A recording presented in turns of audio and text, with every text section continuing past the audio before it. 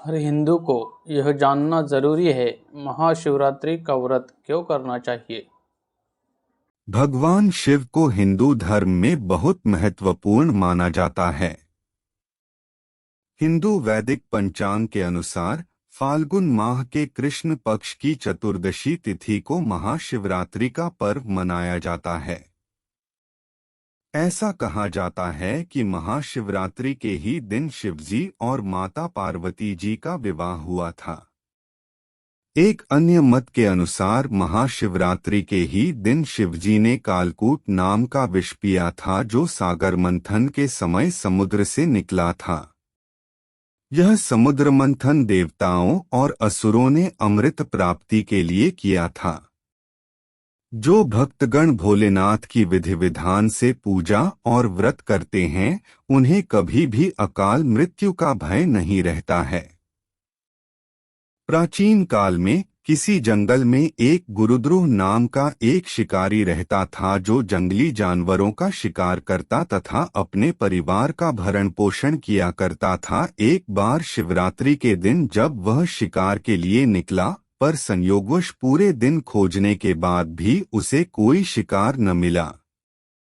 उसके बच्चों, पत्नी एवं माता पिता को भूखा रहना पड़ेगा, इस बात से वह चिंतित हो गया। सूर्यास्त होने पर वह एक जलाशय के समीप गया और वहां एक घाट के किनारे एक पेड़ पर थोड़ा सा जल पीने के लिए लेकर चढ़ गया, क्योंकि उसे पूरी उम्मीद थी कि कोई न कोई जानवर अपनी प्यास बुझाने के लिए यहाँ जरूर आएगा। वह पेड़ बेलपत्र का था और उसी पेड़ के नीचे शिवलिंग भी था, जो सूखे बेलपत्रों से ढके होने के कारण दिखाई नहीं दे रहा था।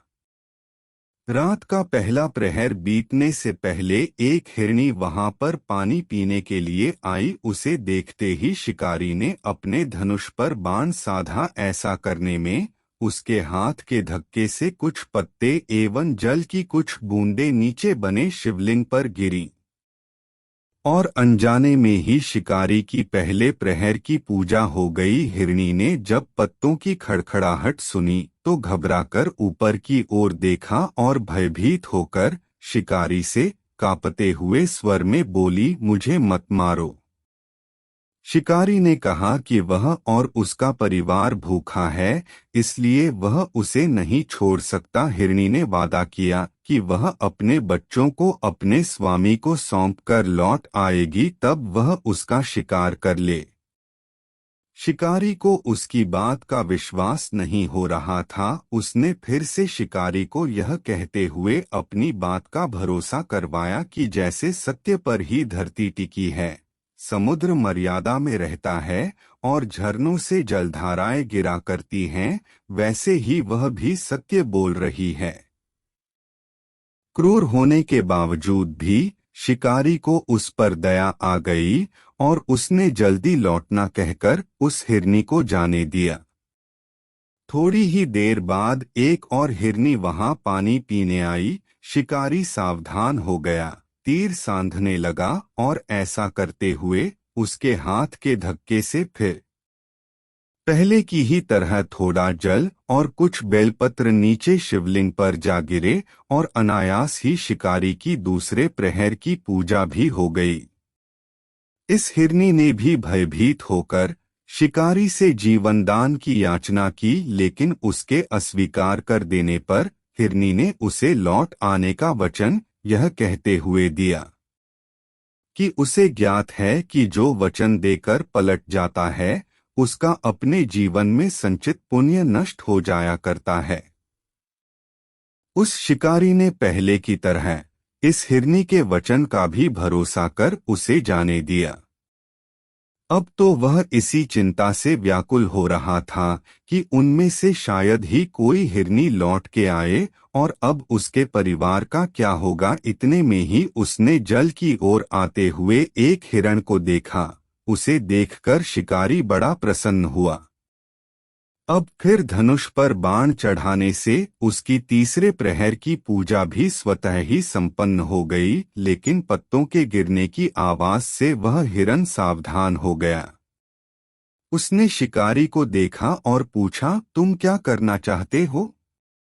वह बोला, अपने कुटुंब को भोजन देने के लिए तुम्हारा वध करूंगा। वह मृग प्रसन्न होकर कहने लगा, मैं धन्य हूँ कि मेरा यह शरीर किसी के काम आएगा।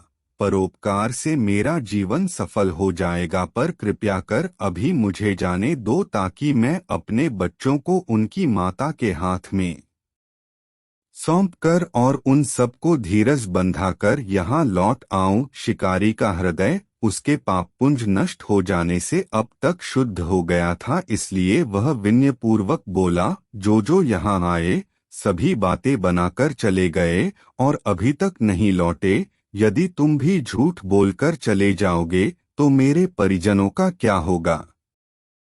अब हिरन ने यह कहते हुए उसे अपने सत्य बोलने का भरोसा दिलवाया कि यदि वह लौटकर न आए तो उसे वह पाप लगे जो उसे लगा करता है, जो सामर्थ्य रहते हुए भी दूसरे का उपकार नहीं करता। शिकारी ने उसे भी यह कहकर जाने दिया कि शीघ्र लौट आना। रात्रि का अंतिम प्रहर शुरू होते ही उस शिकारी के हर्ष की सीमा न थी, क्योंकि उसने उन सब हिरन हिरनियों को अपने बच्चों सहित एक साथ आते देख लिया था। उन्हें देखते ही उसने अपने धनुष पर बाण रखा और पहले की ही तरह उसकी चौथे प्रहर की भी शिव पूजा संपन्न हो गई। अब उस शिकारी के शिव कृपा से सभी पाप भस्म हो गए, इसलिए वह सोचने लगा, ओह, ये पशु धन्य हैं जो ज्ञानहीन होकर भी अपने शरीर से परोपकार करना चाहते हैं। लेकिन धिक्कार है मेरे जीवन को कि मैं अनेक प्रकार के कुकृत्यों से अपने परिवार का पालन करता रहा। अब उसने अपना बाण रोक लिया तथा मृगों से कहा कि वे सब धन्य है तथा उन्हें वापस जाने दिया। उसके ऐसा करने पर भगवान शंकर ने प्रसन्न होकर तत्काल उसे अपने दिव्य स्वरूप का दर्शन करवाया तथा उसे सुख समृद्धि का वरदान देकर गुह नाम प्रदान किया। मित्रों, यही वह गुह था जिसके साथ भगवान श्री राम ने मित्रता की थी।